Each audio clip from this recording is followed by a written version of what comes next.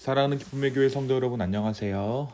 오늘은 다 같이 우리 잠언 26장 1절에서 12절의 말씀을 묵상하도록 하겠습니다. 미련한 자에게는 영예가 적당하지 아니하니 마치 여름에 눈 오는 것과 추수 때에 비 오는 것 같으니라. 까닭 없는 저주는 참새가 떠도는 것과 제비가 날아가는 것 같이 이루어지지 아니하느니라. 말에게는 채찍이요 나귀에게는 재갈이요 미련한 자의 등에는 막대기니라. 미련한 자의 어리석은 것을 따라 대답하지 말라. 두렵건대 너도 그와 같을까 하노라. 미련한 자에게는 그의 어리석음을 따라 대답하라.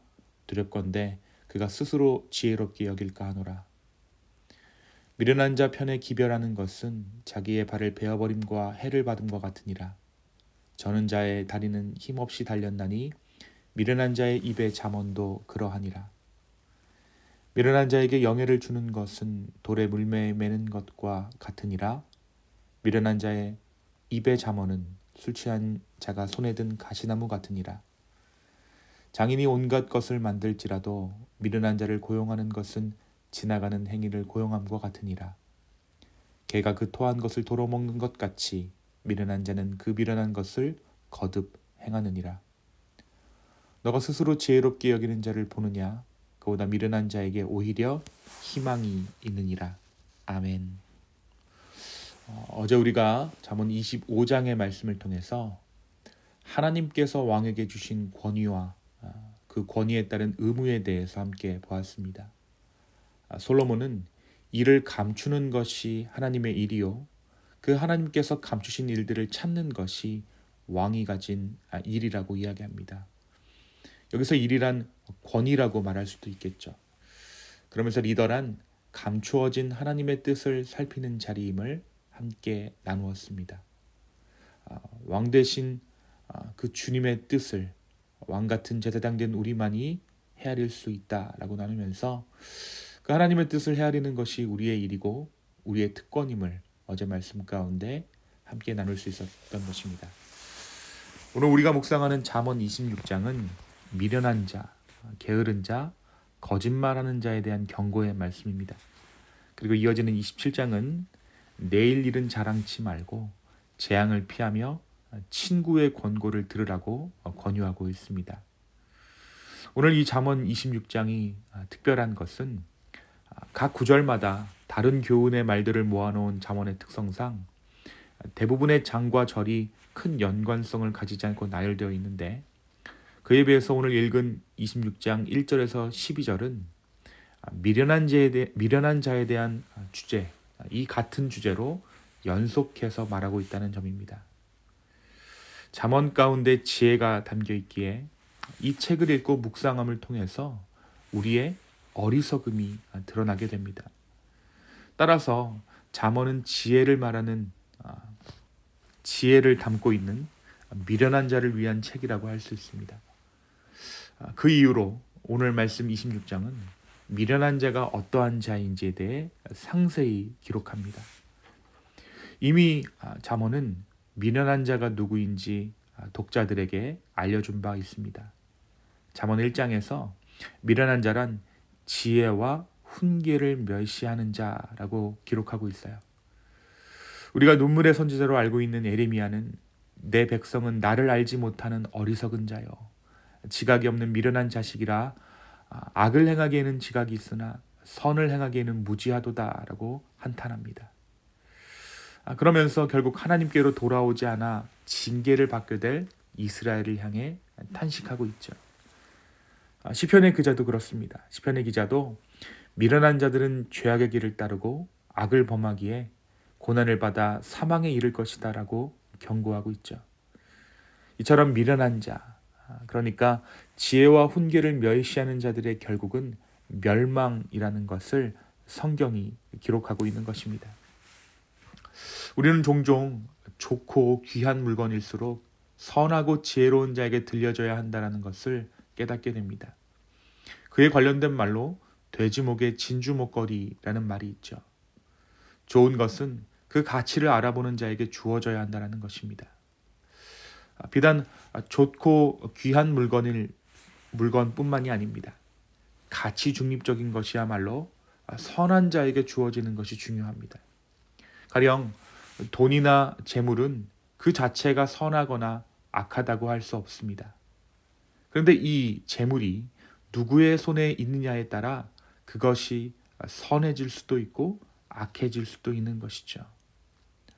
반대로 오늘 말씀에 따르면 미련한 자에게 들린 모든 것들은 그 가치를 잃어버린다라고 오늘 말씀은 말합니다. 영에는 돌을 물매에 매는 것 같고 지혜의 말마저도 잠언마저도 술 취한 자가 든 가시나무 같습니다. 여러분 한번 이 말씀을 상상해 보십시오. 술에 매일 취해 있는 누군가가 잠언을 꿰고 있다. 지혜로운 말을 꿰고 있다.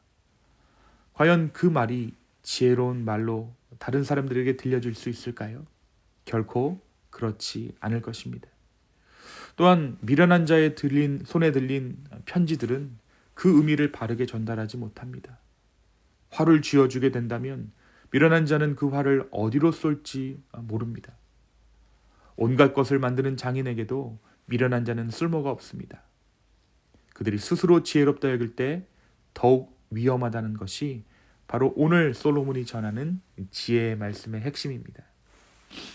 하나님께서 우리에게 아무리 좋은 것을 주셔도 우리가 미련하다면 그 미련함으로 인해 좋은 것들은 오히려 멸망의 도구로 사용되게 된다라는 것이 오늘 잠언 26장이 전하고 있는 귀한 가르침일 것입니다. 사랑하는 성도 여러분, 오늘 말씀은 우리에게 무엇을 말해주고 있을까요? 우리는 인간의 유한함과 지식의 한계를 인정해야 합니다.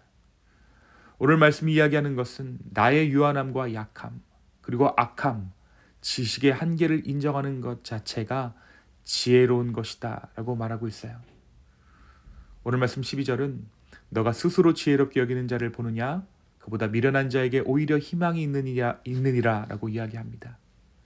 이 말씀의 의미는 스스로 지혜롭다 말하는 자보다 나는 연약합니다, 나는 미련합니다 라고 고백하는 자들에게 오히려 소망이 있다라는 것이죠.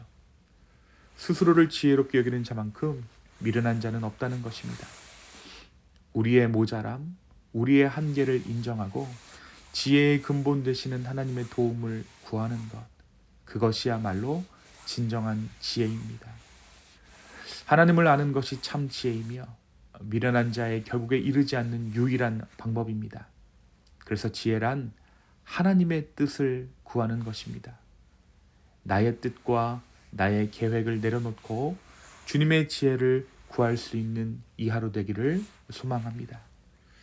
바로 그때 하나님께서는 하나님의 귀한 것들, 하나님의 선한 것들을 우리의 삶 가운데 허락해 주실 것입니다.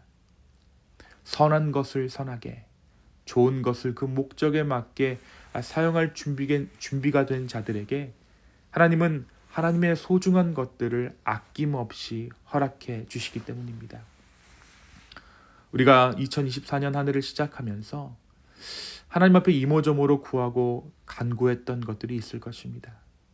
그러나 이 모든 것이 우리의 손에 쥐어지기 전에 먼저 우리가 구해야 할 것이 있습니다. 그것이 무엇이겠습니까? 바로 다름 아닌 하나님의 지혜입니다. 우리의 존재가 바뀌는 것, 무언가가 내 손에 쥐어지기 전에 나의 존재가 바뀌는 것, 하나님의 지혜로 내 삶이 채워지는 것을 우리가 구해야 한다는 것이죠. 그리고 그 지혜란 다름 아닌 하나님이 어떠한 분임을 깨닫는 것이 진정한 지혜일 것입니다. 오늘 이 아침 내 손에 쥐어지지 않는 그 무엇을 놓고 기도하는 것보다 내가 구하고 있는 그것이 내 손에 쥐어지기 전에 지혜로운 자가 먼저 되기를 간구할 수 있는, 그래서 진정한 지혜자의 반열 가운데 함께 서는 저와 여러분 되기를, 기쁨의 교회 되기를 예수님의 이름으로 축원합니다. 이 시간 함께 기도하시겠습니다. 주님, 오늘 하루를 살면서 우리의 어리석음을 깨닫게 하여 주시고 주의 지혜를 구하는 이 하루 되게 하여 주시옵소서. 주님, 우리는 어리석습니다. 모든 지식의 근본이, 지혜의 근본이 주님께 있습니다. 주여 우리를 긍휼히 여겨주시고 이 하루를 살면서 하나님의 지혜를 구하는 하루 되게 하여 주시옵소서. 주님, 우리의 모든 행사를 주께 맡겨드립니다. 우리를 긍휼히 여겨 주시옵소서. 감사합니다. 이 모든 말씀 예수님의 이름으로 기도하였습니다. 아멘.